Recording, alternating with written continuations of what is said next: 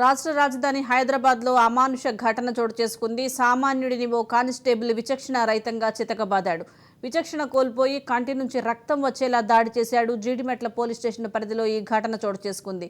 దాడి అనంతరం ఒంటి నిండా గాయాలతో బాధితుడు నేరుగా పోలీస్ స్టేషన్కు వెళ్లి సదరు కానిస్టేబుల్పై ఫిర్యాదు చేశారు. కేసు నమోదు చేసుకున్న పోలీసులు దాడికి సంబంధించిన వివరాలపై ఆరా తీస్తున్నారు. ప్రస్తుతం బాధితుడిని దగ్గరలోని ఆసుపత్రికి తరలించారు.